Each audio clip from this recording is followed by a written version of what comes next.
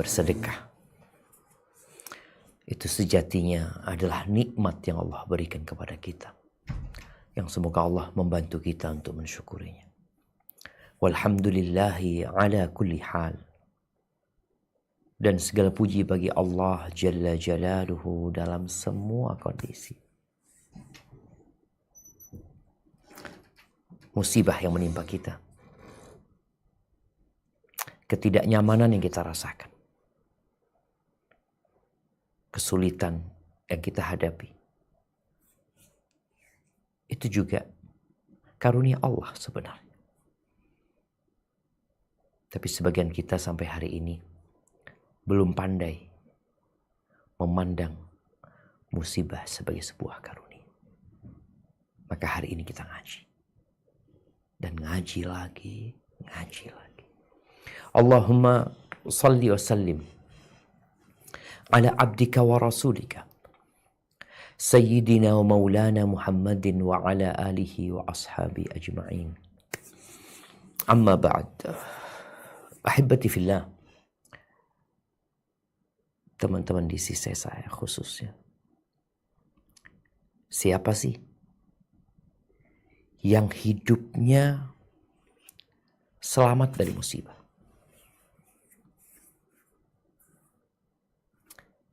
Siapa?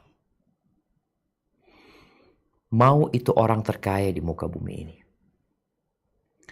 mau itu orang terbahagia, mau itu orang paling populer, orang paling disegani, orang paling tampan, orang paling cantik. Engkau tinggal sebutkan orang-orang yang menurutmu hebat, menurutmu sebagai teladan. Engkau ingin seperti mereka, dalam tanda kutip. Apakah dia selamat dari yang namanya musibah? Nggak ada. Sebagai seorang istri, mungkin dia menghadapi banyak hal yang tidak menyenangkan dalam hidupnya. Suami yang zalim. Mungkin suami yang poligami. Suami yang kehadirannya di rumah hanya menambah petaka buat istri dan anak-anak. Suami yang temperamen. Suami yang gak tahu diri. Suami yang hanya menuntut haknya. Suami yang jarang pulang ke rumah. Suami yang tidak memberikan nafkah yang cukup. Suami yang jarang menanyakan kondisi istri.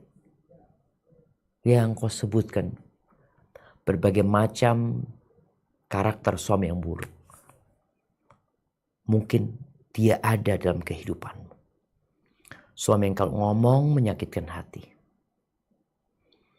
Atau ada yang musibahnya dalam masalah ekonomi.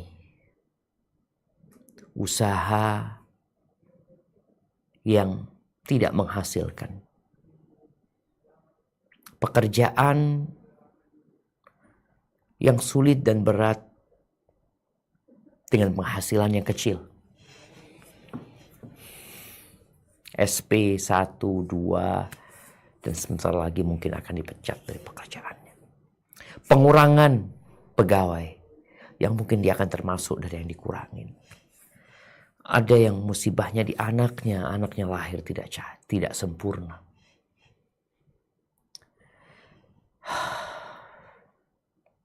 Ada yang musibahnya mertua yang suka ikut campur.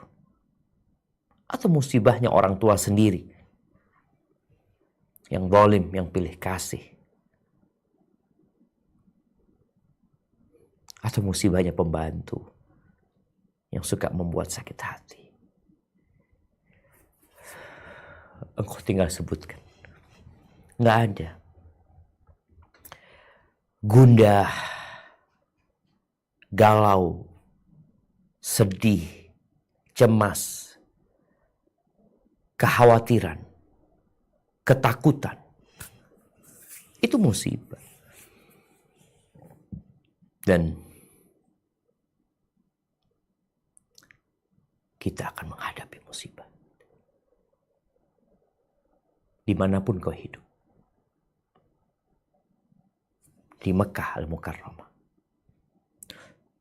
Di kota Nabi alaihi salatu wassalam. Mungkin sebagian, Hasan anak tinggal di Madinah. Lebih nikmat, lebih nyaman. Musibah ikut bersamamu.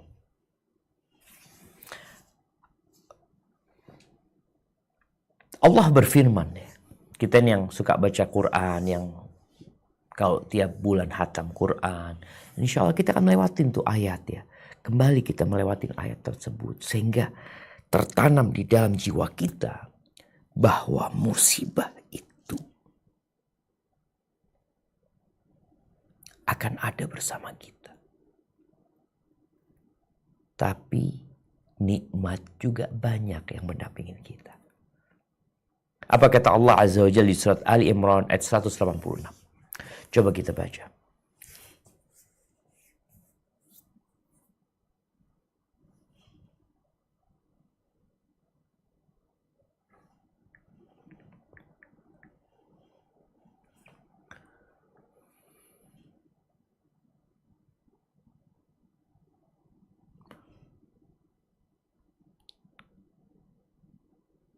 Nah, tafadhali.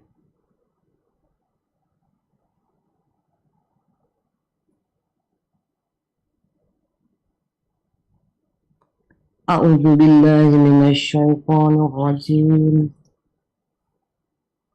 بسم الله الرحمن الرحيم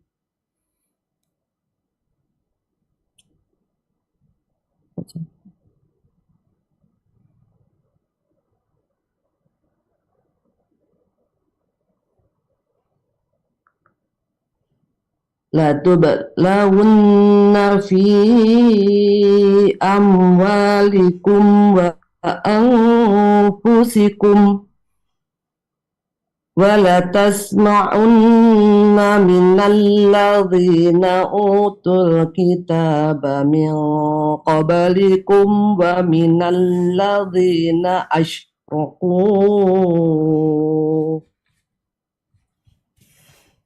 ومن الذين أشركوا أذى كثيرا.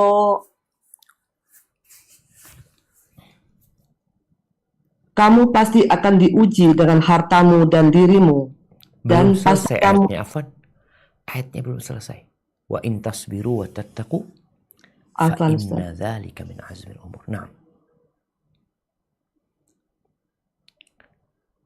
Wa in tasbiru wa tattaqu fa inna dzalika min azmil umur. Kamu pasti akan diuji dengan hartamu dan dirimu, dan pasti kamu akan mendengar banyak hal yang sangat menyakitkan hati dari orang-orang yang diberi kitab sebelum kamu, dan dari orang-orang yang musyrik. Jika kamu bersabar dan bertakwa, maka sesungguhnya yang demikian itu termasuk urusan yang patut diutamakan. Allahu Akbar. Allah mengatakan itu, kalian akan diuji dalam harta kalian dan dalam diri kalian. Artinya secara ekonomi, secara pribadi, personal kita akan mendapatkan ujian dari Allah Azza wa Jalla. Ini informasi yang disampaikan kepada kita agar engkau bersiap-siap. Seperti orang yang dikatakan nanti ya di kilometer sekian itu ada macet parah. Dan gak ada jalan lain kecuali lewat sana. Apa yang akan kau lakukan? Aku harus bawa bekal. Oh, aku harus sholat dulu. Aku jamak sholatnya. Oh, aku penuhin BBM mobilnya. Karena udah dikasih tahu gitu loh. Tapi ada orang yang dikasih tahu gak mau tahu. engkau akan diuji. Sehingga ketika ujian itu datang, engkau udah siap. Oh iya, aku udah siap. Kita semua tidak menginginkan musibah, tapi musibah datang. Kenapa? Karena kita berada di negeri musibah. Di negeri bala dan cobaan. Wala tasma'un, dan kalian akan mendengar ya dari orang-orang yang diberi Alkitab dan dari orang-orang musyrik. Gangguan-gangguan yang banyak. Makanya kalau umat Islam di muka bumi ini mendengar ya ada pelecehan terhadap agama Allah, pelecehan terhadap Nabi alaihi salatu wassalam, Allah udah kasih tahu. Engkau akan mendengar. Wala tasma'unna. Terus jamaah. Sahabat mendengar. Para tabi'in mendengar. Tabi'ut tabi'in. Dan kita yang hidup di masa sekarang juga mendengar. Kesyirikan-kesyirikan yang dilakukan sama mereka. Mereka mengatakan Allah punya anak. Na'udzubillah min dzalik. Terus, apa solusinya? Sabar dan bertakwa. Itu termasuk urusan yang harus diutamakan seharusnya. Ahibati fillah, yang sedang merasa dapat musibah besar, cobaan yang berat, maka ingat sabda Rasul sallallahu alaihi wasallam dalam hadis yang diriwayatkan Imam Ahmad ketika beliau ditanya, ayyun nasi asyaddu bala'an, manusia seperti apa yang paling dahsyat balaknya? Kata Nabi SAW, Al-Anbiya, para nabi. Para nabi. Ujianmu gak seberapa. Thummal amthal fal amthal. Kemudian yang mendekati. Yang mirip sama Nabi dari orang-orang soleh. Itu dikasih balak yang berat sekali. Yubtala rajul ala hasabi dinihi. Seorang itu dikasih balak setara dengan kondisi agamanya. Fa in kana fi dinihi salabah, kalau agamanya kuat ya, kokoh, zida fi salah, zida salabatan, ditambah lagi tuh balaknya buat dia. Tambah teguh lagi dia. Jadi nggak ada ucapan tolong ini dipahami. Nggak ada lagi seorang muslim yang kemudian mengatakan, aku nggak mampu menghadapi musibah ini. Aku nggak kuat.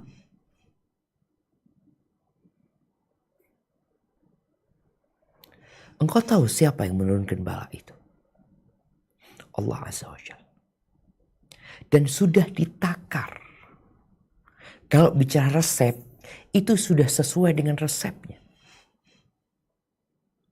Yang diminum 3 kali sehari, ada yang diminum 1 kali sehari, ada yang diminum 2 kali sehari, ada yang harus habis, sudah ditakar.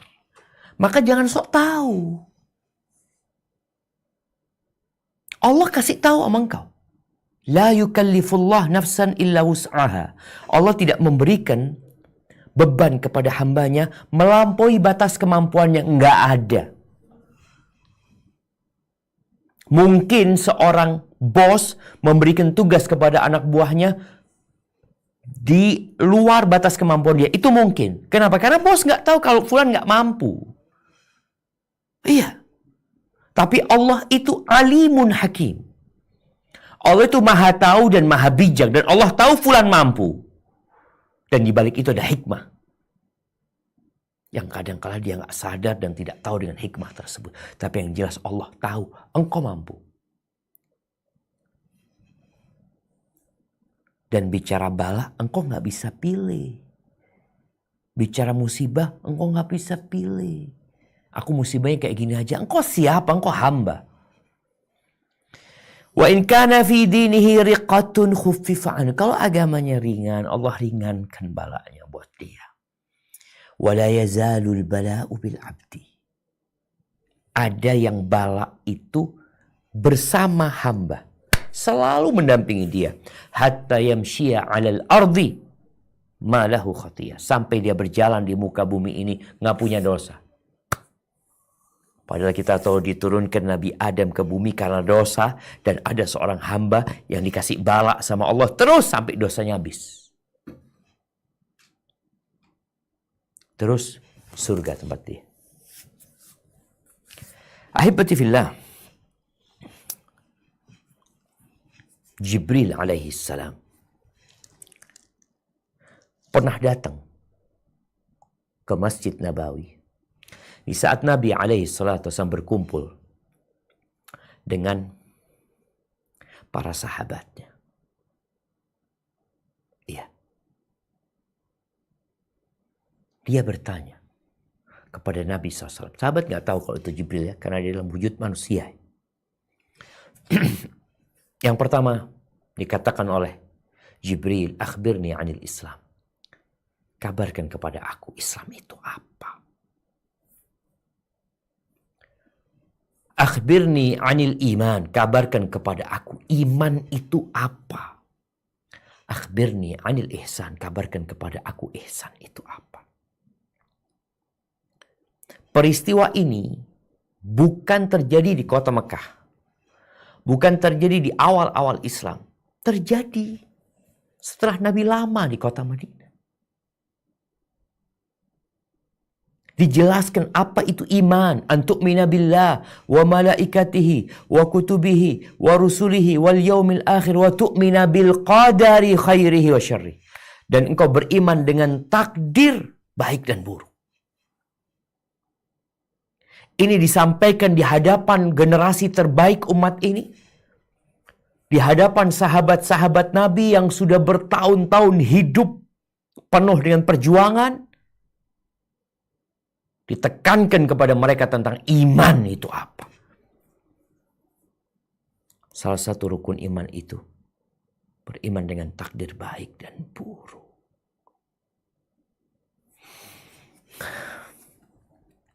Iman itu modal menghadapi musibah. Modal. Bentar lagi kita akan bicara hikmah. Kalau imanmu lemah kepada Sang Pencipta,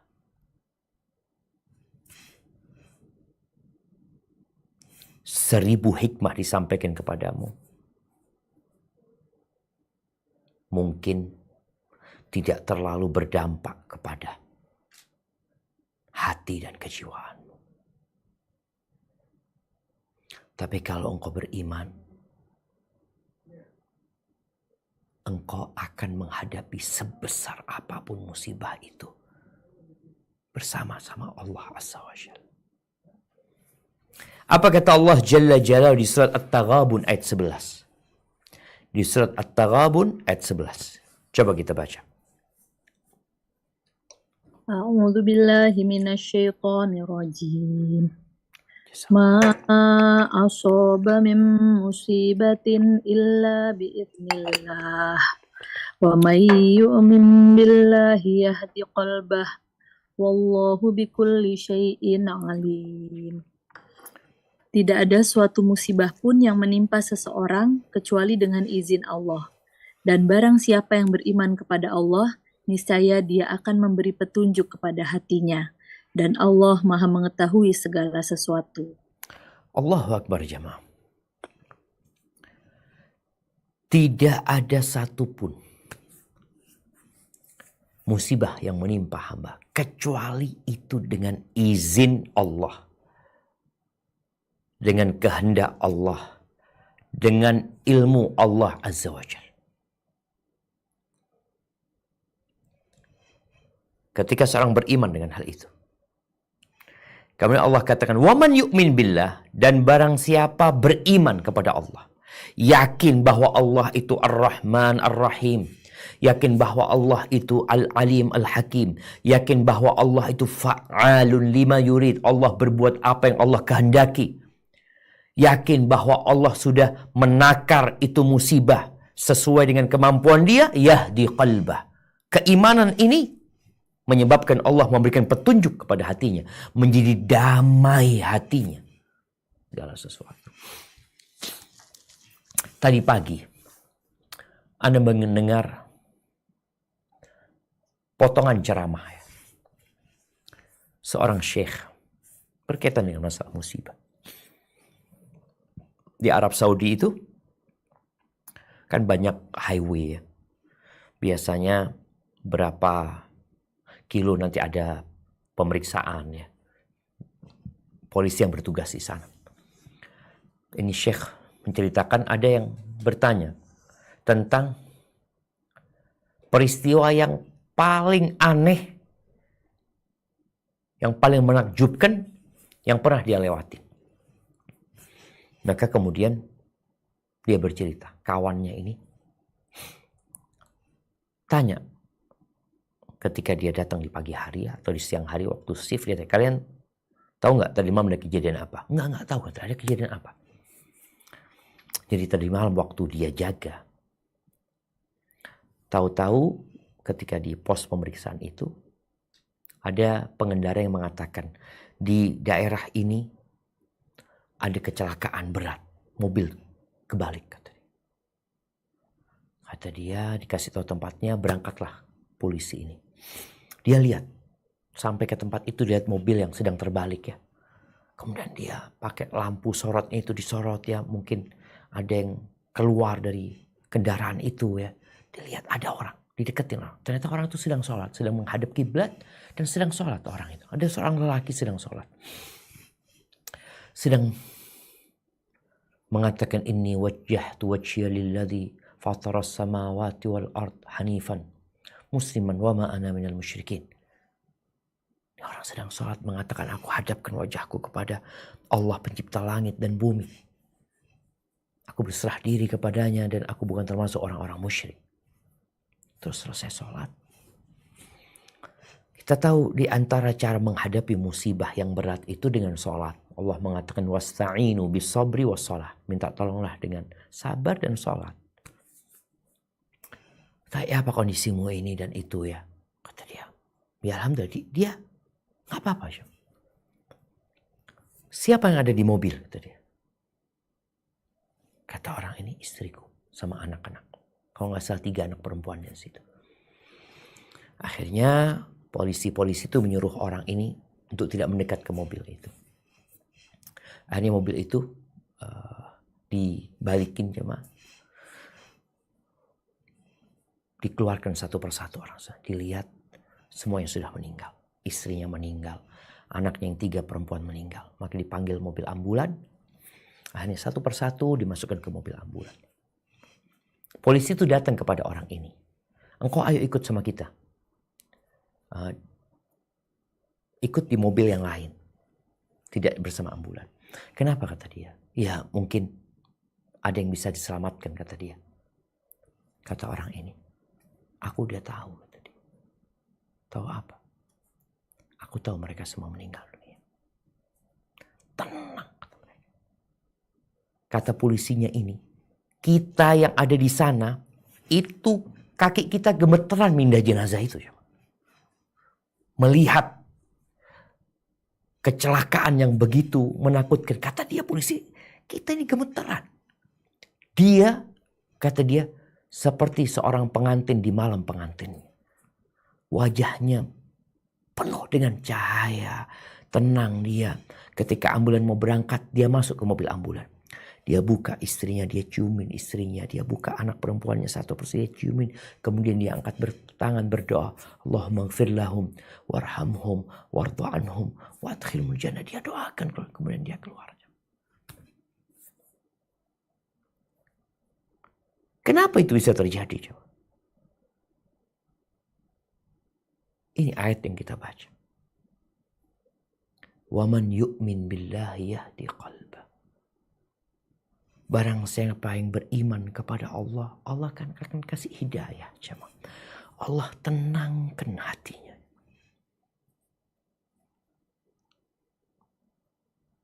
Dia kehilangan istrinya. Dan Allah sudah sampaikan kalian akan diuji. di harta dan di diri kalian. Kehilangan orang-orang yang dia cintai. وَلَنَبْلُوَنَّكُمْ بِشَيْءٍ مِنَ الْخَوْفِ وَالْجُوعِ وَنَقْصٍ مِنَ الْأَمْوَالِ وَالْأَنْفُسِ وَالثَّمَرَاتِ وَبَشِّرِ الصَّابِرِينَ. Disinilah yang menjadikan orang itu kuat menghadapi musibah. Ketika dia yakin bahwa musibah itu dari Allah Azza wa Jalla. Dan hidup di dunia ini susah, sulit,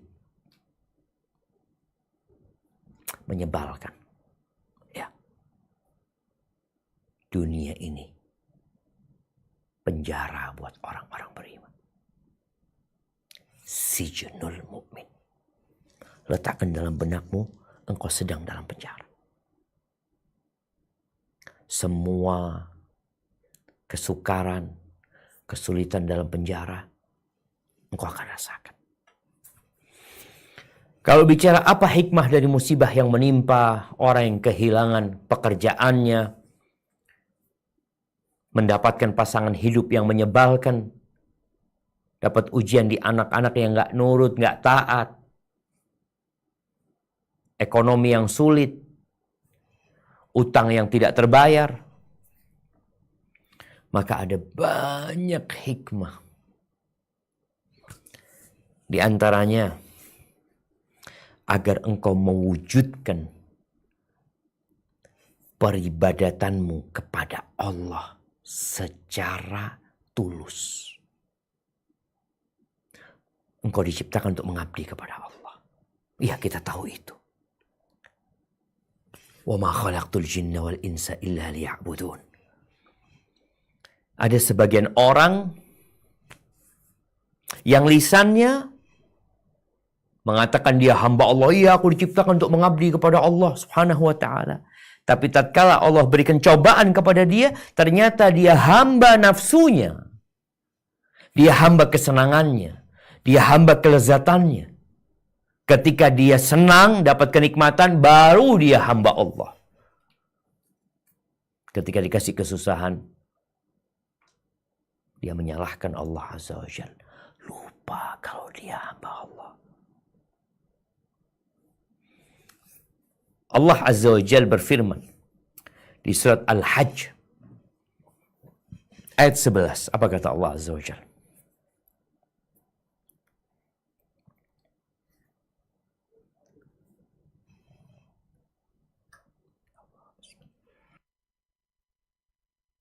A'udzu billahi minasy syaithanir rajim. Wa minan nasi man ya'budu Allaha ala harfin fa in asabahu khairun itma'anna bih wa in asabathu fitnatun qalaba ala wajhihi khasirad dunya wal akhirah dzalika huwal khusranul mubin. Dan di antara manusia ada yang menyembah Allah hanya di tepi. Maka jika dia memperoleh kebajikan, dia merasa puas. Dan jika dia ditimpa suatu cobaan, dia berbalik ke belakang. Dia rugi di dunia dan di akhirat. Itulah kerugian yang nyata. Ya. Ada orang yang akhirnya bunuh diri. Ada orang yang akhirnya pindah agama.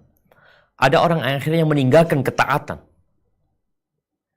Karena merasa Allah kok nggak adil. Ajib. Engkau itu hambanya Allah apa bukan? Maka ujian turun untuk menguji. Kau benar-benar hamba Allah apa bukan gitu loh. Kalau hamba Allah, apapun yang terjadi, dia terima. Tiap pagi dia berdoa, raditu billahi rabba wa bil islami dina wa bi Muhammadin sallallahu alaihi wasallam nabi. Aku ridha Allah sebagai Rabbku.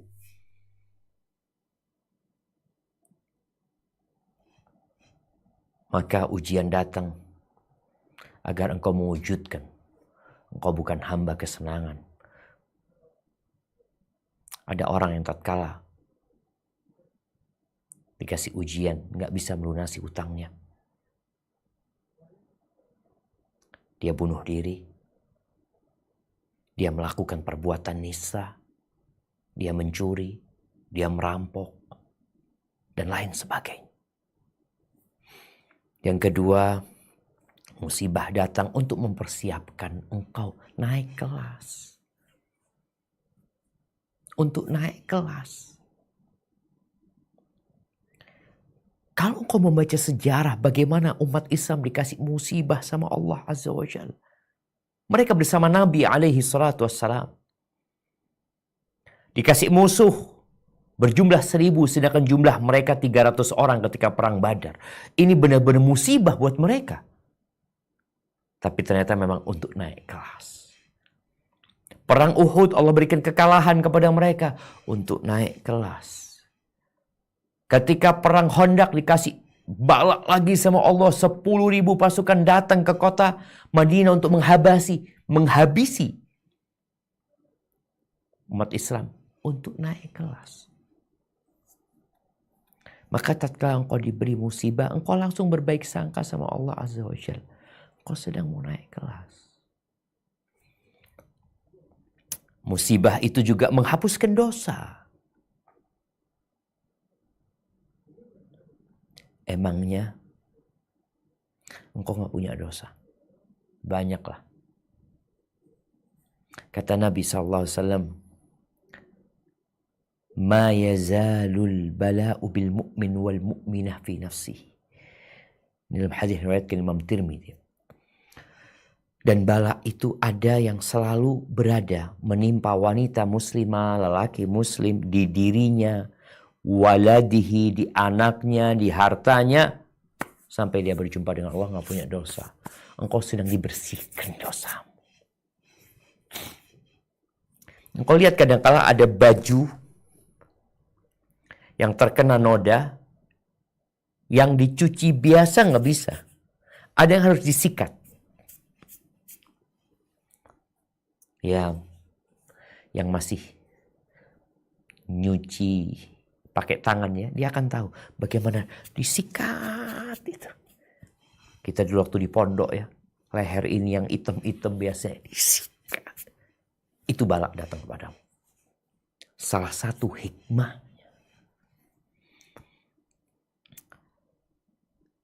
Kemudian kata Nabi SAW, Idza aradallahu bi'abdihil khair. Kalau Allah menginginkan kebaikan buat hambanya, ajjala lahul uqubata fid dunya. Allah segerakan hukuman buat dosanya di dunia. Itu kalau Allah ingin kebaikan buat hambanya.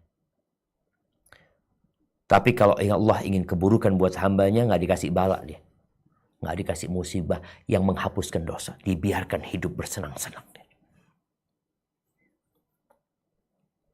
Kemudian yang keempat, musibah itu ternyata mengangkat derajatmu dan menjadi pahala buat engkau. Kata Aisyah radhiyallahu taala anha, qala Rasulullah sallallahu alaihi wasallam, ma yusibul mu'min min syaukatin fama fawqaha. Tidaklah musibah menimpa seorang muslim bentuknya duri. Dulu banyak duri, sekarang mungkin orang masak ya, kena minyak yang tahu-tahu apa istilahnya? Kena minyak pokoknya dia. Atau dia sedang menjahit kena jarum, atau yang lebih dari itu, illa rafa'allahu biha darajah. Melainkan Allah angkat satu derajat buat dia. Jadi tatkala engkau terkena musibah, engkau berbaik sangka sama Allah. Dia angkat derajatmu. Kemudian yang kelima, musibah datang agar engkau introspeksi diri. Ya, Kalau bicara musibah itu menghapuskan dosa, apa dosaku? Banyak dosamu. Tapi paling tidak dengan musibah menimpamu, kau jadi tahu. Ana ingat jemaah sebuah musibah yang dari hari itu sampai hari ini. Dan dalam bayangan ana musibah ini mungkin akan, ya semoga Allah kasih kesembuhan. Karena sebuah dosa. Ana dulu waktu di Madinah, waktu kita mahasiswa, ana beli sepatu gunung mahal. Buat kita mahasiswa itu mahal banget pada waktu itu. 250 real apa kita beli pada waktu itu ya. Ana pakai itu jadi keren kayaknya jemaah. Ada kesombongan. Ketika ana berjalan jemaah, itu pertama engkel ana keseliu jemaah. Ana rasakan ya Allah. Akhirnya sandal itu ana bawa ke masjid dan sandal itu hilang. Sandal itu hilang, tapi sakitnya sampai hari ini. Maka tatkala engkau terkena musibah, waktunya engkau mengevaluasi dirimu. Introspeksi. Jangan merasa engkau sudah baik. Kemudian yang keenam, musibah itu pelajaran. Dari pelajaran tauhid. Bahwa la haula wa la quwata illa billah. Pelajaran agar engkau tahu engkau budak yang lemah. Yang engkau tidak akan dapat meraih apapun kecuali dengan bantuan Allah Azza wa Jalla. Pelajaran tauhid agar engkau kembali kepada Allah. Agar engkau bertawakal kepada Allah. Agar engkau tidak berkata andai kata lah. Nggak ada andai kata. Yang terjadi adalah apa yang dikehendaki Allah Azza wa Jalla. Yang ketujuh, bala itu mengeluarkan ujub dari jiwamu. Sehingga engkau lebih dekat sama Allah Azza wa Jalla. Ketika perang Hunain, umat Islam jumlahnya 10.000. Ditambah penduduk Mekah yang baru masuk Islam 12.000. Mereka berangkat, ini jumlah terbesar pada saat itu ya. Menghadapi musuh mereka dari Hawazin. Allah kasih bala kepada mereka.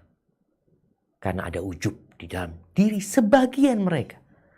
Sampai Allah mengatakan wa yauma hunainin il a'jabatkum kasratukum falam tughni ankum syai'. Ingat ketika perang Hunain, tatkala kalian takjub heran dengan jumlah kalian. Ada yang takjub dengan hartanya, ada yang takjub dengan keilmuannya, ada yang takjub dengan kepandaiannya, ada yang takjub dengan popularitasnya, ada yang takjub dengan followernya, ada yang takjub. Allah kasih bala engkau. Dan kau keluarkan ujub itu dari jiwa. Kalau nggak dikasih bala, nih ujub terus nih orang. Mati, na'udzubillah. Neraka tempat.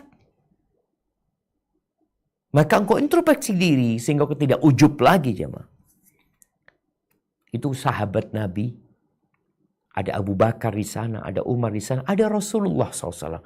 Allah berikan musibah kepada mereka. Dikasih kekalahan di awal peperangan itu. Kemudian yang ketujuh. Ya, musibah itu untuk menampakkan hakikat manusia. Ada orang-orang yang nggak dikenal kecuali tatkala musibah datang. Kata Al-Fudhal bin Iyad, "An-nas madamu fi afiyah masturun." Orang itu ketika dalam kondisi nyaman, ya tertutup. Kita nggak tahu fulan ini seperti apa, sebenarnya nggak tahu kita. Oh fulan baik, tunggu dulu. Fa idza nazala bihim bala saru ila haqaihim. Kalau datang bala kepada mereka, terlihat jemaah mana yang beriman, mana yang munafik, mana yang pura-pura beriman. Abu Bakar Siddiq. Bagaimana disebut As-Siddiq? Kenapa itu tidak digelarkan kepada seluruh sahabat Nabi? Ada orang-orang spesial. Setelah bala Isra Mi'raj, muncul As-Siddiq. Kemudian bala itu mendidik, menempa manusia, mempersiapkan mereka untuk menghadapi sesuatu yang lebih besar lagi. Makanya bagaimana Nabi SAW ini buat orang-orang yang hidup susah. Engkau ketahuilah bahwa Nabi SAW melewati semua kesusahan hidup. Lahir yatim, dipisahkan dari ibunya, dirawat di kampung sana, balik ke ibunya, kemudian dirawat 2 tahun, meninggal ibunya. Ibunya meninggal, jemaah, bukan di Mekah, di Abwa. Jaraknya masih jauh menuju ke Mekah. Akhirnya dirawat oleh Ummu Aiman. Gimana dia melihat ibunya meninggal dunia. Kemudian dirawat sama kakeknya 2 tahun aja. Hidup sama pamannya yang susah. Menggembala kambing Nabi SAW. Itu persiapan untuk menempa seseorang. Bagaimana Nabi Yusuf alaihissalam. Sampai para ulama mengatakan, kalau Nabi Yusuf itu tidak dipisahkan dari orang tuanya, jadi apa dia? Dia jadi anak yang dimanja sama bapaknya. Maka Allah pisahkan dari ayahnya. Dan baru berjumpa lagi setelah 40 tahun. Atau ketika umurnya 40 tahun. Bagaimana Nabi Musa alaihissalam. Allah kasih bala, dia harus meninggalkan istana. Yang dari lahir dia hidup di istana. Penuh dengan kenikmatan, kelezatan dan penuh penghormatan dia di sana. Dipisahkan jadi penggembala kambing 10 tahun. Persiapan. Musibah itu turun untuk mempersiapkan engkau. Nah, kemudian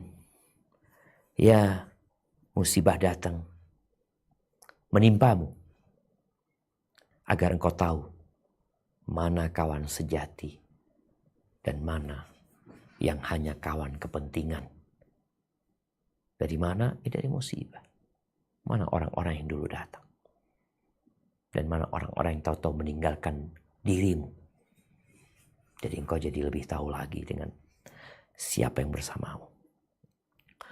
Kemudian musibah itu datang agar engkau tidak terlalu cinta sama dunia. Agar engkau tahu dunia ini kesenangannya hanya sebentar. Hanya sementara. Sehingga hatimu tidak condong kepada dunia. Kalau engkau dikasih kesenangan terus sama Allah, boleh jadi engkau gak berharap akhirat nanti. Berharap ingin hidup selama-lamanya di muka bumi ini. Dan musibah itu datang juga untuk mengingatkanmu kepada nikmat Allah yang banyak sekali. Musibah datang agar engkau ingat dengan nikmat Allah yang banyak. Karena manusia itu ingkar dengan nikmat Allah. Yang ada mengeluh, merintih, seakan-akan orang yang paling susah. Allah kasih nikmat banyak engkau. Makanya orang tidak akan mensyukuri nikmat sehat kecuali kasih sakit sama Allah. Ya, sebagian orang ya. Ketika dikasih sakit, ya Allah, alhamdulillah, sehat kemarin. Yang terakhir agar engkau rindu sama surga Allah SWT. Tempat yang gak ada bala dan musibah di sana. Tapi untuk ke sana engkau harus melewati jembatan musibah. Ahibati fillah. Ada 4 tingkatan manusia menghadapi musibah. Yang pertama, maqamul ajiz. Orang yang tidak sabar. Orang yang marah-marah, teriak-teriak, melempar-lempar, atau memukul dirinya, atau bahkan dia sampai melukai diri dan bunuh diri. Itu ajiz. Maka kalau engkau melakukan itu, bertobatlah kepada Allah SWT. Nggak boleh. Yang kedua, maqamus sabar.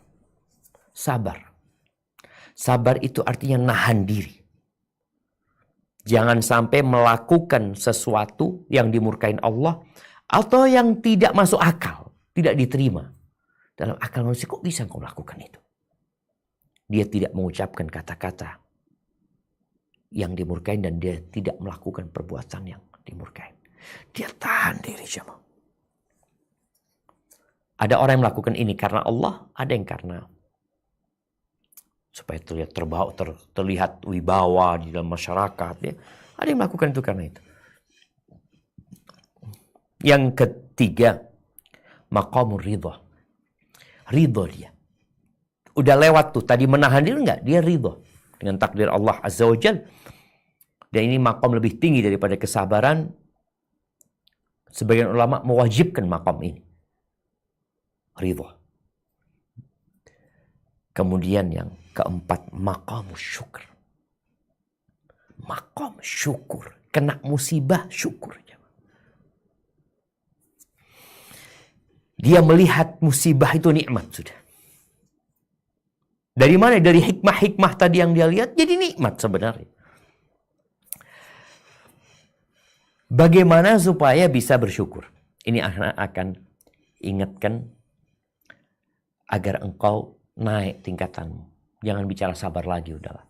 Naik ke ridha, naik ke syukur.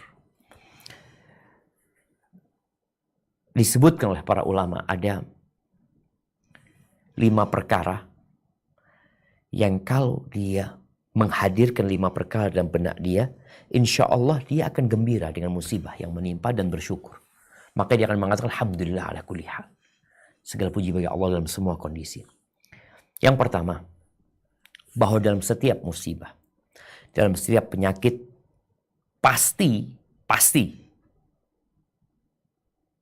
engkau bisa gambarkan penyakit dan musibah itu lebih berat dari itu. Engkau bayangkan itu. Sehingga ketika engkau kehilangan salah satu anakmu, engkau akan alhamdulillah ya. Satu yang meninggal.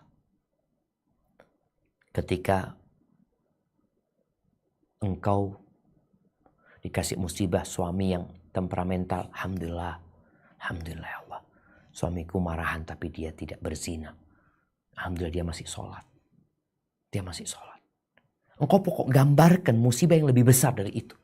Yang Allah mampu memberikan itu. Melipat gandakan musibah yang menimpamu. Masya Allah. Seorang yang kehilangan satu gigi. Satu giginya hilang. Dia bayangkan alhamdulillah cuma satu. Maka di sini syukurnya. Alhamdulillah cuma satu. Allah bisa bikin semua gigiku habis. Yang luka tangannya. Yang terkena minyak ya. Sedikit umpamanya. Percikan minyak dia. Dia alhamdulillah minyaknya enggak menimpa wajahku. Jadi ketika seorang menghadirkan dalam jiwanya bahwa musibah yang menimpa dia bisa Allah lipat gandakan, maka dia akan bersyukur dan mengatakan alhamdulillah. Alhamdulillah cuma segitu musibahnya, alhamdulillah. Itu yang pertama. Yang kedua,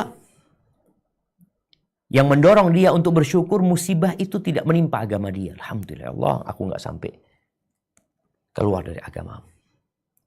Kalau bicara anaknya kena musibah, alhamdulillah ya anakku nggak sampai berzina. Nggak sampai berzina. Alhamdulillah anakku masih sholat. Jadi bersyukur kepada Allah karena musibahnya tidak menimpa agama kita. Aku masih bisa sholat, aku masih ingat sama Allah. Alhamdulillah. Karena kalau menimpa agama, na'udzubillah. Makanya Nabi SAW berdoa, wala taj'al musibatana fi dinina. Jangan jadikan musibah menimpa agama kami. Yang ketiga, yang namanya musibah kan boleh jadi hukuman dari Allah. Dan alhamdulillah hukuman itu di dunia. Sehingga kalau engkau bayangkan tadi yang kita bicarakan, kalau Allah ingin, kata Nabi SAW, kalau Allah ingin kebaikan buat hamba, Allah segerakan hukumannya di dunia. Kalau enggak Allah tunda di akhirat nanti. Maka dia alhamdulillah. Kenapa musibah dunia bentar lagi hilang. Kalau bicara dia mau dia kena kanker stadium 4, yang kena apa bentar lagi mati selesai. Tapi kalau di akhirat, na'udzubillah, 1 hari sama dengan 1000 tahun. Jadi kau alhamdulillah disegerakan sama Allah Azza wa Jalla. Dan Allah mampu untuk menundanya dan tidak menurunkannya kepadamu. Kemudian yang keempat, yang namanya musibah kan udah dicatat. Kalau musibah itu jumlahnya 10 yang menimpamu, dengan 1 udah turun, kau mengatakan alhamdulillah, selesai sudah 1 musibah ini. Nanti dapat 2, selesai 2, alhamdulillah. Selesai 3. Jadi orang jadi bersyukur sama Allah Azza wa Jalla. Karena memang negeri ini negeri bala. Yang kelima, di sini dia membayangkan pahalanya lebih banyak, lebih besar daripada musibah itu. Karena sejatinya musibah-musibah itu adalah lorong-lorong yang mengantarkan ke akhirat. Lorong-lorong yang mengantarkan ke surga Allah Azza wa Jalla. Ya, kalau antum tidak bisa bayangkan itu, maka antum tidak akan pernah bersyukur. Yang ada antum akan terus mengeluh. Dan manusia dalam syukur itu ada 3 macam. Yang satu, syukurnya orang awam. Kalau dapat nikmat baru alhamdulillah. Yang kedua, syukurnya orang khusus. Dia bersyukur atas nikmat dan bala. Yang ketiga, syukurnya orang yang sangat khusus. Dia sudah tidak memandang kepada musibah itu. Dia memandang kepada Allah yang maha baik. Maqam ihsan. Makanya Nabi Ayub ketika terkena musibah, apa doanya beliau? Beliau mengatakan, wa ayyuba idh nada rabbahu anni massani yadhurru wa anta arhamur rahimin. Aku terkena penyakit ya Allah. Dan engkau arhamur rahimin. Engkau yang maha pengasih di antara yang mengasihi. Wa anta. Nabi Yunus di perutnya ikan. Dia mengatakan, la ilaha illa anta. Subhanaka inni kuntu minadh zalimin. Itu syukurnya orang yang sudah melihat, memandang kepada Allah. Bahwa Allah itu maha segala-galanya. Maha baik. Jadi musibah dibandingkan dengan nikmat yang Allah berikan, aduh gak ada apa-apanya. Maka semoga kita bisa mencapai makom tersebut. Barakallahu fiik. Itu mungkin yang dapat Anda sampaikan. Kurang lebihnya mohon maaf. Kita masuk ke sesi tanya jawab. Nah. Alhamdulillah Rabbil Alamin. Jazakallahu khair wa barakallahu fiik Ustadz untuk ilmunya. Dan Masya Allah, seperti biasa banyak pertanyaan masuk. Kita akan coba untuk pertanyaan pertama Ustadz. Baik, Bismillah. Assalamualaikum warahmatullahi wabarakatuh Ustadz. Waalaikumsalam. Ustadz, afwan, dari ayat Al-Imran 186 dikatakan agar kita bersabar. Ini tampaknya sudah dijelaskan, namun mungkin bisa dibantu lebih jelas Ustadz. Mohon penjelasannya, sebab seringkali sabar itu diartikan dengan menerima semua yang terjadi. Jadi apakah jika misalnya kita mendapat perlakuan yang tidak kita sukai, kita harus terima? Bagaimana kalau kita melawan dan menolak? Apakah itu berarti kita tidak sabar? Ataukah maksudnya cukup bahwa kita menerima ini sebagai qadar dari Allah Subhanahu wa taala, lalu tetap berusaha agar tidak lagi merasakan perlakuan yang menyakitkan itu? Dan kalau dibilang bahwa Allah menetapkan ini karena dianggap kita mampu, apakah berarti kita mampu menerima itu dalam diam? Ataukah termasuk bahwa kita mampu mencari solusi agar keluar dari masalah berat itu? Karena saya pernah dengar kalau kita tidak diam dan juga menerima perlakuan tidak menyenangkan itu, otomatis kita gagal naik kelas iman dan tidak terjadi pengguguran dosa. Jujur saya bingung. Jazakallahu khair Ustadz untuk penjelasannya. Masya Allah, barakallahu fiik. Nah, ahibati fillah. Yang pertama, kita perlu memahami apa makna sabar. Sabar itu bukan berarti kita tidak melakukan sesuatu. Sabar itu menerima tadi bahwa ini ketentuan Allah Azza wa Jalla. Dan dia tidak melakukan perbuatan yang dibenci Allah dan tidak mengatakan perkataan-perkataan yang tidak sesuai dengan syariat dan tidak sesuai dengan akal sehat. Itu sabar. Kalau bicara ada orang yang menzalimin kita, kita bersabar. Tetap sabar itu nggak boleh lepas dari kita. Makna sabar menahan diri untuk melakukan atau mengatakan sesuatu yang dibenci sama Allah Azza wa Jalla. Kalau berkaitan dengan orang yang menzalimin kita, apakah boleh kita melawan? Boleh. Menunjukkan sikap terhadap mereka supaya dia tidak menzalimi lagi, silakan. Bahkan Allah Azza wa Jalla mengatakan, la yuhibbullahu al-jahra bis-su' minal qaul illa man zulim. Allah itu tidak suka dengan ucapan-ucapan yang buruk ya. Allah nggak suka. Kecuali orang yang dizalimi. Jadi dia tetap bersabar, tapi dia boleh mengambil hak dia. Menuntut hak dia, diperbolehkan. Dan tidak bertentangan dengan kesabaran tadi sebenarnya. Kemudian ada orang-orang yang, kalau contoh ya, seorang yang mungkin bekerja di sebuah perusahaan, dia mendapatkan kezaliman dari atasannya. Dia mungkin juga ada fitnah dari orang-orang yang di sekitar dia. Tapi dia memilih bersabar. Dia tidak memilih menuntut. Yaitu pilihan dia. Dia memaafkan. Jadi bersabar bukan berarti dia tidak menunjukkan sikap. Kemudian ada orang yang menunjukkan sikapnya. Dia memaafkan orang yang menzalimin dia. Bukan dia nggak mampu menuntut. Anda maafkanlah. Anda maafkan dia. Jadi intinya seperti itu. Kaumnya Nabi Musa alaihissalam ya. Sebelum Nabi Musa datang ini berkaitan dengan kesabaran ya. Kaumnya Nabi Musa ini di Mesir. Mereka mengatakan, qalu udhina min qabli an ta'tiyana wa min ba'di ma ji'tana. Kata mereka, wahai Musa, sebelum engkau datang kita ini dizalimin, ditindas sama Fir'aun. Engkau datang juga sama aja. Kita dizalimin sama Fir'aun. Apa kata Nabi Musa? Qala asa rabbukum an yuhlika aduwakum. Semoga Allah membinasakan musuh kalian. Wa yastakhlifakum fil ard. Kemudian Allah menjadikan kalian khalifah-khalifah di muka bumi ini. Fayandur kaifa ta'malun. Lalu Allah melihat bagaimana perbuatan kalian nantinya. Jadi ada kesabaran yang diam. Yang tidak memberontak. Yang akhirnya kita lihat kaumnya Nabi Musa itu kabur. Mereka tidak melawan Fir'aun. Mereka hijrah. Sebagaimana Nabi kita Muhammad alaihi salatu wasallam di kota Mekah, mereka nggak melawan. Mereka hijrah. Tapi tatkala sampai kota Madinah, Allah perbolehkan mereka untuk berjuang, untuk berjihad. Maka dihadapi. Jadi mungkin kita bisa menempatkan diri kita kapan kita diam, kita memaafkan dan itu lebih baik, dan kapan kita memang harus melawan.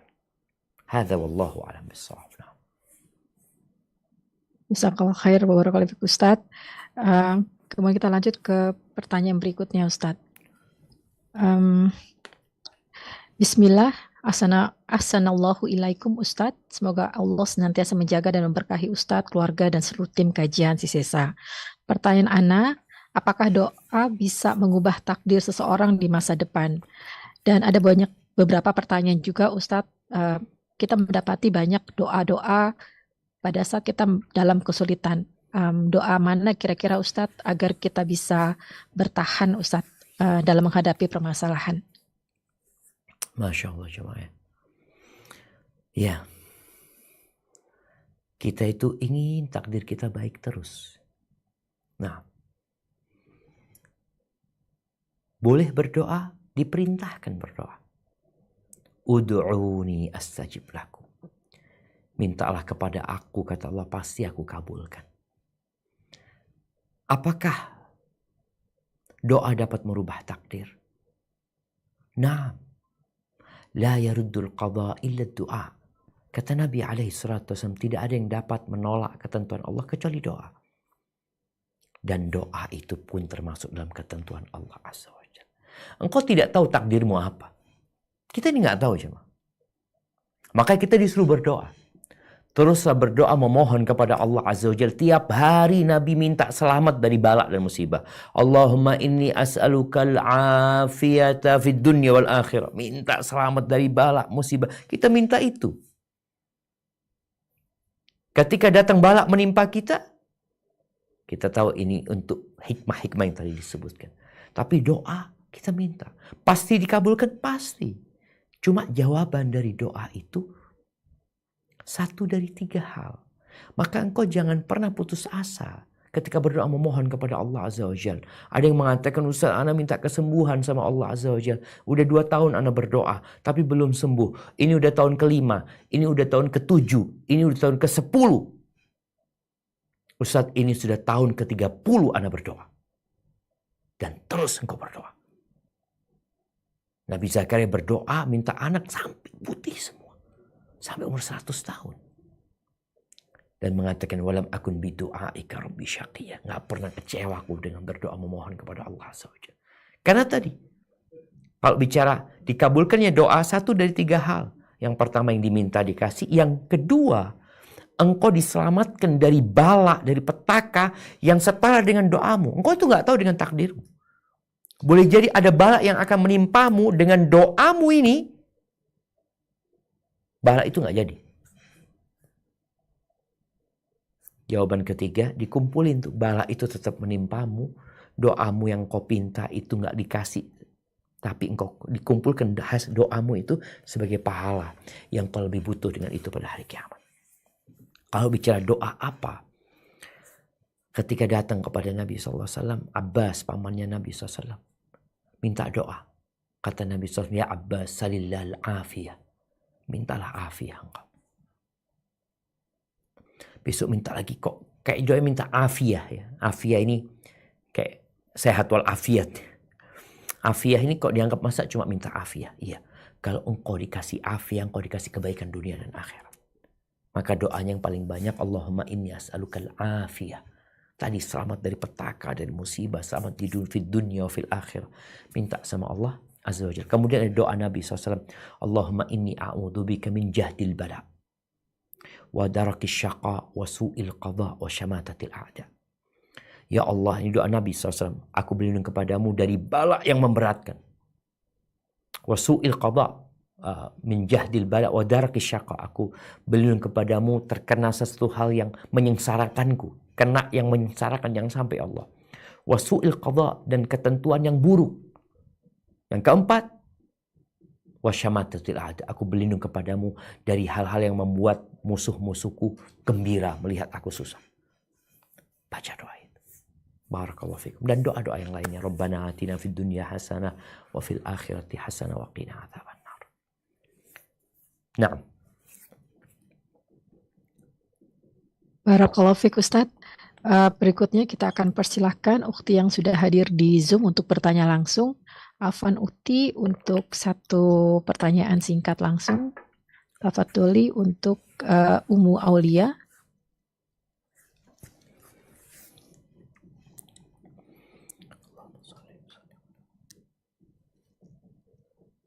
Bismillah, Assalamualaikum warahmatullahi wabarakatuh. Waalaikumsalam warahmatullahi wabarakatuh. Semoga Ustadz dan keluarga selalu diberi perlindungan dan kesehatan oleh Allah Subhanahu wa Ta'ala. Allahumma amin. Afwan Ustadz, Ana izin bertanya. Baru saja secara tidak langsung Ana tertimpa musibah kehilangan suatu surat berharga. Jadi kebetulan kemarin Ana itu pergi dengan adik sepupu Ana. Jadi Ana kehilangan salah satu barang berharga, yakni barang surat-surat motor Ustadz. Nah. Jadi mungkin Ana juga sudah introspeksi diri, mungkin ini adalah karena kelalaian Ana juga tidak menomorsatukan. Harusnya Ana lebih ingat lagi untuk menomorsatukan dan mendahulukan sholat, karena kemarin itu Ana sedang safar. Kemudian Ustadz, Ana sudah berusaha untuk ikhlas. Lalu bagaimana dengan orang yang secara tidak langsung tersebut adalah dia yang kehilangan barangnya itu, yaitu surat berharga motornya. Mungkin Ana memang bisa dikatakan ini salah kami berdua, tetapi secara tidak langsung Ana juga ikut merasa bersalah. Bahkan sampai sekarang mungkin orang-orang tersebut marah kepada kami karena kami sudah menghilangkan barang tersebut. Bagaimana solusinya Ustadz? Bagaimana dengan orang yang sudah kami buat kehilangan barangnya tersebut? Karena kami kebetulan kemarin itu meminjam Ustadz, meminjam motornya saudara kami ini. Dan sudah dilapor kemarin ke polsek sekitar, tapi belum ada petunjuk sampai sekarang. Siap. Dan bagaimana caranya Ana membangun hubungan lagi, karena mungkin saudara Ana ini mungkin tidak akan respect lagi dengan Ana karena Ana tidak bisa menjaga kepercayaannya, Ustadz. Bagaimana solusinya untuk Ana pribadi? Mohon solusi dan petunjuknya, Ustadz. Barakallahu fiik. Jazakallah khairan, Ustadz. Wa Assalamualaikum iyyakum. warahmatullahi wabarakatuh. Waalaikumsalam warahmatullahi wabarakatuh. Yang pertama, bersyukurlah kepada Allah. Ini kalau bicara bab syukur ya, kena musibah bersyukur. Alhamdulillah yang hilang cuma suratnya, bukan motornya. Berapa banyak orang yang suratnya ada tapi motornya nggak ada. Itu yang akan membuat tadi orang bersyukur kepada Allah. Kemudian kalau bicara surat-suratnya, ada orang yang kehilangan motor dan surat-suratnya. Ada yang rumahnya terbakar, semua surat tanah berharga jadi hilang semuanya. Ini yang menyebabkan orang jadi menerima takdir Allah, bahkan bersyukur. Karena musibah yang menimpa dia, cuma itu gitu. Dibandingkan dengan yang lebih besar, yang Allah bisa memberikan itu kepada dirinya. Yang kedua, sebagai seorang muslim, tetap bertanggung jawab. Dia bertanggung jawab. Dalam artian kalau kesalahan dari dia, sampaikan kepada kawanmu yang kau pinjam motor sama dia, itu jadi tanggung jawab kami. Kami akan berusaha karena tetap bisa diurus masalah suratnya itu, nanti ada yang namanya duplikat atau apa, diurus. Minta tolong sama Allah Azza wa Jalla. Jadi anggaplah musibah ini tadi menghapuskan dosa, mengangkat derajat. Dan dengan cara seperti itu, engkau dapat menjaga hubunganmu tetap baik dengan yang kau pinjam sama dia. Dan engkau juga bersyukur kepada Allah karena musibahnya tidak lebih berat daripada apa yang sudah terjadi. Alhamdulillah engkau nggak tabrakan ya. Engkau tidak kehilangan kedua kakimu. Engkau tidak cacat seumur hidupmu. Hanya surat-surat motor, insya Allah. Allah akan dapat gantikan yang lebih baik. Maka ucapkan innalillah wa inna ilaihi raji'un. Allahumma ajurni fi musibati wa akhlif li khairan minha. Barakallahu fiik. Nah. Barakallahu fiik, Ustadz. Berikutnya untuk yang juga bertanya langsung, Ustadz, kita persilahkan Ummu Kumala Dewi. Afwan, satu pertanyaan, Tafadholi. Assalamualaikum warahmatullahi wabarakatuh, Ustaz. Waalaikumsalam warahmatullahi wabarakatuh. Ahlan wa sahlan. Barakallahu fiik. Nah. Semoga Allah afwan, Ustaz. Nah.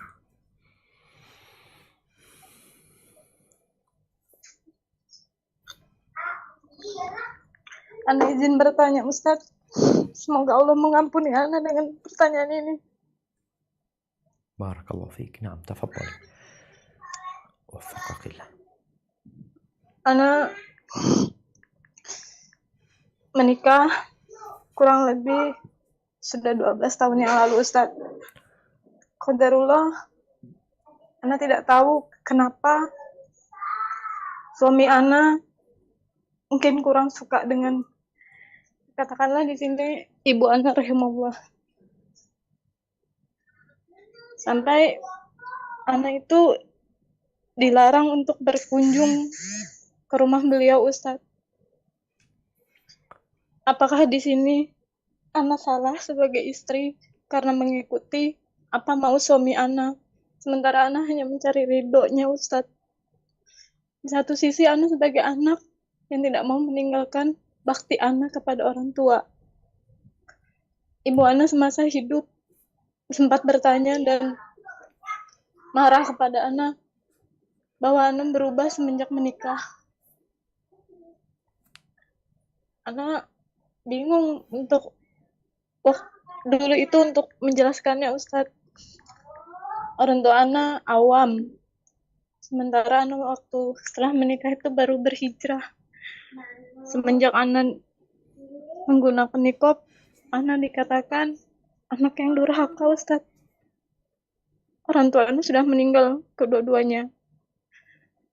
Apakah Ana bisa dikatakan anak yang durhaka, Ustadz, jika Ana mengikuti perintah suami Ana yang Ana tidak tahu sebenarnya alasannya apa? Ana tidak diizinkan menengok mereka. Bahkan rumah kami itu bukan di luar kota, satu kota, tapi jaraknya seperti jauh sekali. Yang Ana hanya bisa menengok mereka itu 1 tahun sekali. Sampai puncaknya ibu Ana sakit. Qadarullah sampai meninggal. Ana sempat marah dengan suami Ana, bahkan pernah mengatakan tidak usah melihat ibu Ana sampai beliau meninggal. Apa Ana juga itu berdosa, Ustadz? Ana tidak tahu sabar yang bagaimana lagi yang Ana hadapi. Dengan Ana menerima itu sampai detik ini pun Ana masih menyalahkan diri Ana. Nah, barakallah. Sabar, ya Ustadz. Ana berusaha untuk sabar, ikhlas, tidak banyak bertanya. Yang ini Ustadz sampai mengganjal di hati Ana. Orang tua Ana meninggal, apakah doa Ana itu sampai? Apakah Ana ini masih terngiang-ngiang dengan kata anak durhaka itu, Ustadz? Barakallah. Ana berusaha untuk jadi istri soleha, insya Allah, ya Allah. Mudah-mudahan dengan Ana begini, kuburan orang tua Ana dilapangkan. Dosa Ana juga diampuni. Apa Ana salah, Ustadz, jika Ana marah sebagai manusia? Barakallah fiik. Insya Allah itu, Ustadz. Nah, Jazakallahu khairan. ahibati fillah. Iya. Yang pertama, seorang istri wajib taat sama suaminya. Bahkan para ulama menyebutkan ketika dilarang sama suaminya untuk mengunjungi orang tuanya, yang tentunya karena sebab ya. Kalau seorang istri taat sama suaminya, maka insya Allah dia tidak durhaka sama orang tuanya. Akan tetapi disinilah bagaimana peran seorang istri dapat membuat suaminya ridha. Karena sang suami ketika melarang istrinya untuk ziarah kepada orang tuanya, menyambung rahim sama orang tuanya, kalau sebabnya tidak syar'i, maka dia telah berusaha memutuskan hubungan silaturahim. Padahal diperintahkan kita untuk menjaga rahim tersebut. Nasihat ana buat yang bertanya, hendaklah engkau memperbanyak doa buat orang tuamu. Kalau dikatakan apakah doamu sampai? Naam. Engkau perbaiki hubunganmu sama Allah Azza wa Jal, dan engkau melakukan itu demi ketaatan kepada suami yang Allah perintahkan istri untuk taat kepada suaminya. Dan boleh jadi tadi ketidaksenangan suami sama orang tua disebabkan hal-hal yang memang maklum ya, hal-hal yang diperbolehkan orang itu membenci umpamanya. Karena boleh jadi orang tua mengganggu, merusak rumah tangga. Ada yang seperti itu. Ada yang musibahnya di orang tuanya sendiri. Maka sekarang kau perbanyak doa buat orang tuamu. Kau punya rezeki sedekah buat kedua orang tuamu, wakaf buat kedua orang tuamu ya. Semoga dengan cara itu ya engkau tetap bisa berbakti kepada orang tuamu. Dan di sini bagi mereka yang dilarang sama suaminya untuk keluar dari rumahnya, berkunjung ke tempat orang tuanya umpamanya. Alhamdulillah di masa sekarang ada handphone ya. Ada banyak kemudahan yang tidak menghalangimu untuk tetap engkau bisa berbakti sama orang tuamu walaupun engkau tidak dapat berkumpul dengan keduanya. Hadza wallahu a'lam bissawab. Nah. Barakallahu fiik Ustadz untuk penjelasannya. Kemudian saya akan bacakan dulu yang masuk Ustadz. Assalamualaikum Ustadz, saya izin bertanya, Bang Nes ayat. Saya ingin bertanya, Allah adalah zat yang maha tahu. Jadi apakah Allah juga mengetahui bagaimana kiranya hambanya akan bereaksi setelah diturunkan musibah dan cobaan itu Ustadz? Dan ketika Allah mengetahui hambanya ini bereaksi dan menjadikannya tergolong kafir, bahkan hingga akhir hayatnya, apa yang Allah inginkan dari kejadian ini Ustadz? Bukankah Allah adalah zat yang maha baik dan dari kacamata kita wafat dalam keadaan kafir dan pada akhirnya mendapat siksa di kubur dan neraka adalah hal yang terlihat jahat? Kira-kira hikmah apa yang Allah inginkan untuk dapat kita petik dari keputusan Allah ini Ustadz? Mungkin ada satu lagi Ustadz yang juga serupa, sejauh mana yang dimaksud dengan musibah terkena agama? Apakah jika saat kena musibah malah membuat kita mencari ketenangan dengan jalan-jalan dengan teman, nonton film, musik, itu termasuk? Karena meski kita coba banyak berdoa, sholat, kadang sesak ini masih terasa dan ingin mencari ketenangan di tempat lain. Masya Allah, barakallah fiik. Nah, ahibati fillah, Allah yang menciptakan surga dan neraka. Allah yang menetapkan keimanan dan kekafiran. Jangan bicara musibah. Kita lihat orang-orang kafir di muka bumi ini. Yang mereka kafir bukan karena musibah. Yang mereka kafir, ya boleh jadi karena lingkungan mereka, karena kesombongan mereka. Jadi kalau yang ditanyakan, di mana hikmahnya? Yang pertama ketahuilah Allah berbuat apa yang Allah kehendaki. Dan Allah tahu, kalau engkau kena musibah, engkau akan murtad. Allah tahu. Dan ini menunjukkan bahwa engkau bukan orang baik. Allah tahu itu. Maka neraka tempatnya. Jadi Allah itu maha baik. Allah benar kecuali diampuni atau dibersihkan sama Allah Azza wa Jalla. Jadi kalau ada orang yang tadi terkena musibah kemudian dia murtad ya. Allah tahu kenapa Allah berikan musibah itu mamanya. Karena Allah tahu fulan ini memang gak baik orangnya. Allah sudah tahu dan Allah ingin menampakkan kepada orang-orang, lihat itu. Seperti kejadian di masa Nabi SAW ketika ada seorang yang berjuang dengan begitu semangatnya, yang sampai para sahabat heran dengan semangat orang ini. Kata Nabi SAW, huwa min ahlin nar. Dia termasuk penghuni neraka. Heran para sahabat, gimana yang berjuang mati-matian masuk neraka? Ternyata memang benar. Ini orang akhirnya bunuh diri. Jadi musibah turun tadi kan untuk menampakkan mana yang soleh dan mana yang pura-pura soleh sebenarnya.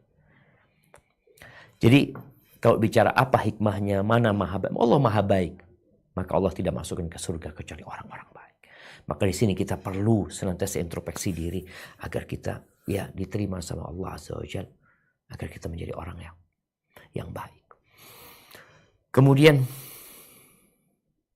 anak kok jadi lupa dengan pertanyaan yang kedua tadi. Apa pertanyaan yang kedua?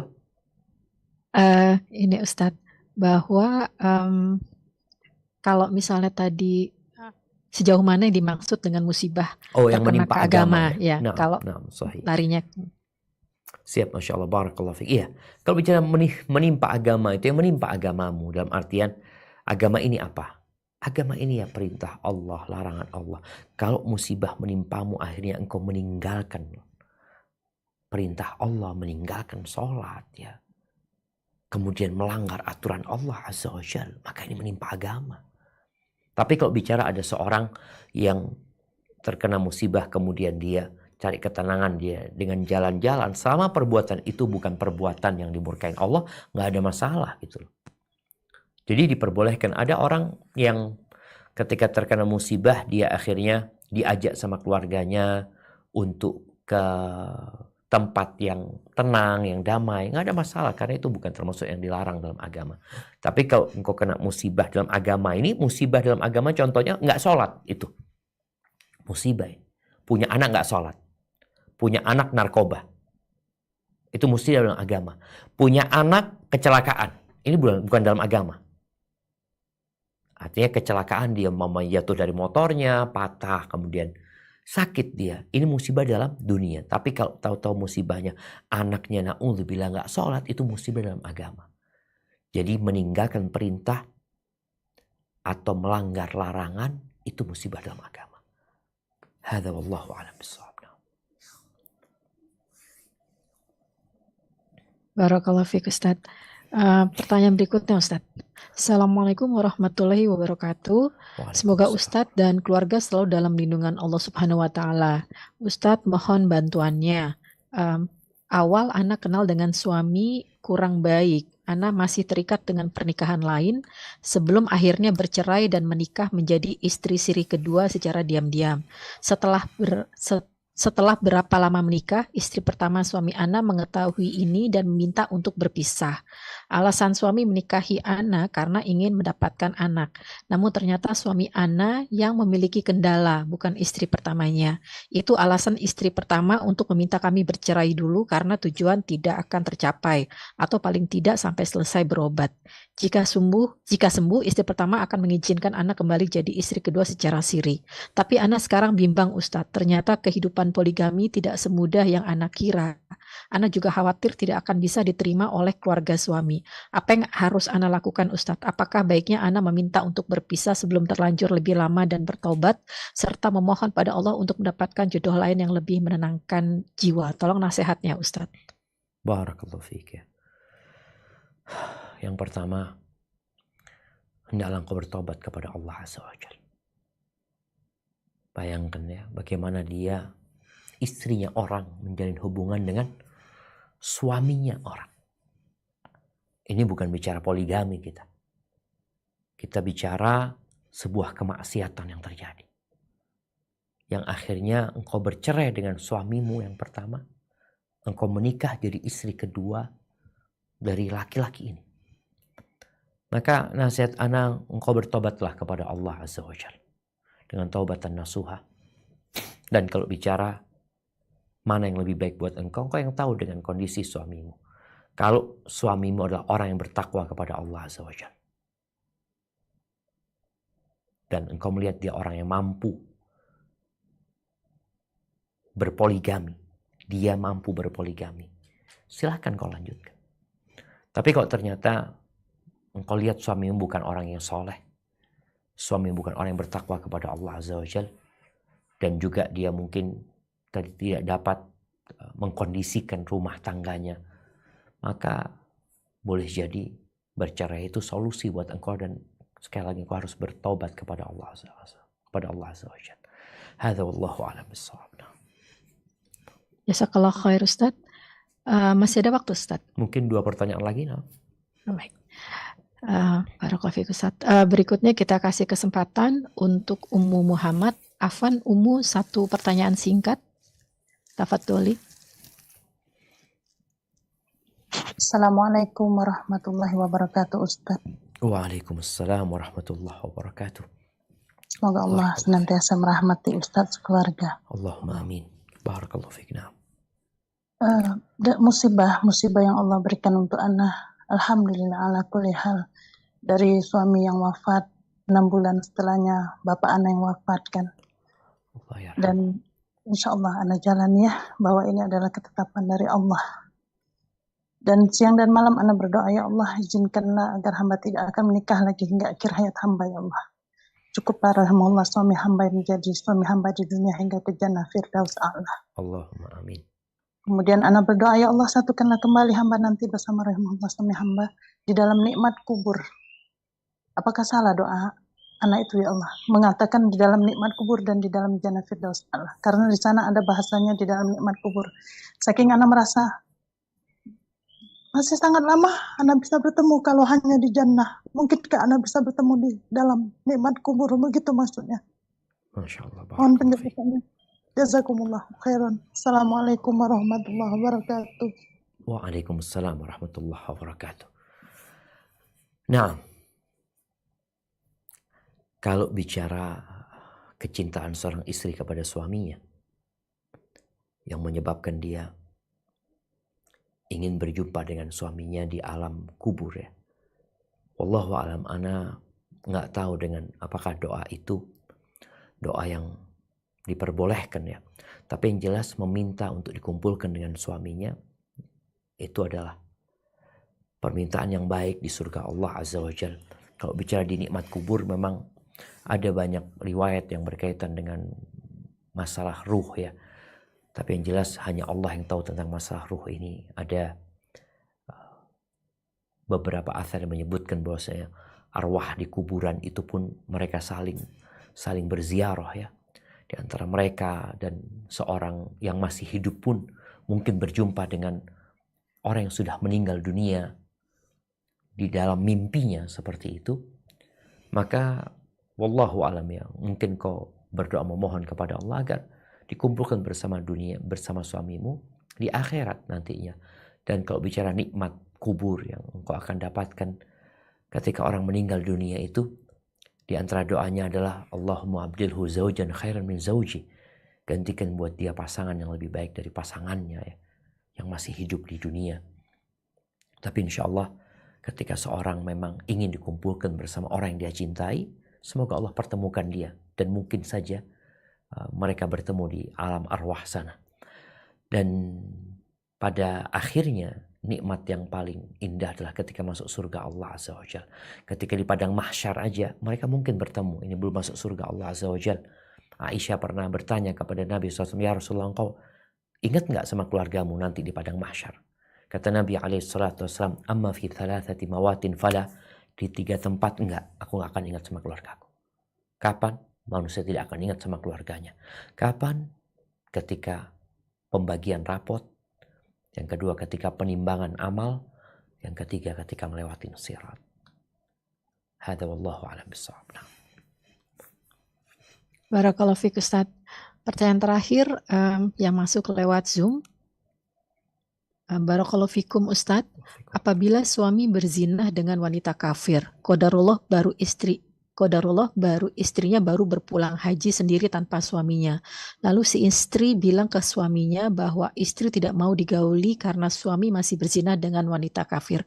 Dosakah sang istri, Ustaz? Nah, berkaitan dengan kondisi seperti itu, di sini sang istri kalau memang dia tidak mau digauli sama suaminya yang tadi berzina, maka yang harus dia lakukan adalah gugat cerai dia sama suami. Kalau posisi dia sebagai istri, dia mau tidak mau punya kewajiban taat dan patuh sama suami. Jadi kalau dia mau tetap istri dan membiarkan suaminya berzina, ya nggak benar juga. Maka dia harus perintahkan suami tadi, gugat cerai ini, khulu ini, karena perempuan itu udah nggak mau sama suaminya. Seorang suami tinggal menceraikan istrinya, tapi seorang istri menggugat cerai suaminya. Maka nasihat ana buat sang istri agar ya kalau memang rumah tangganya ingin dipertahankan, salah satunya dia khulu, dia katakan enggak, aku akan gugat cerai engkau sampai engkau bertobat kepada Allah Azza wa Jalla. Dan biasanya sebelum diputuskan ada mediasi dan semoga suaminya bertobat kepada Allah Azza wa Jalla. Kalau enggak, ya berpisah itu menjadi solusi. Jangan sampai suamimu tetap berzina dan engkau nggak taat sama suami. Akhirnya sama-sama melakukan kemaksiatan ya. Ketika seorang istri tidak mentaati suaminya, tidak patuh sama suaminya, tidak melayani suaminya, sedangkan posisinya istri dia. Tapi kalau dia sudah gugat cerai, maka di sini posisi dia nanti akan berubah, tidak lagi menjadi istri. Hadza wallahu a'lam bissawab. Itu jamaah yang dapat ana sampaikan. Pertanyaan terakhir ini ya menjadi pengingat buat kita semua ya, khususnya para istri, jangan meninggalkan suami, berikan pelayanan yang baik kepada suami, tapi juga kepada para suami hendaklah bertakwa kepada Allah Azza wa Jalla. Tidak ada alasan bagi engkau untuk berzina, nggak ada alasan. Istrinya sakit, istrinya haji, istrinya nemenin orang tua, nggak ada alasan buat engkau berzina, karena perzinaan adalah perbuatan yang mungkar ya dan keji. Dan kau punya solusi dengan menikah lagi dengan cara yang sesuai dengan syariat. Sampai berjumpa kembali, semoga senantiasa dalam lindungan ilahi.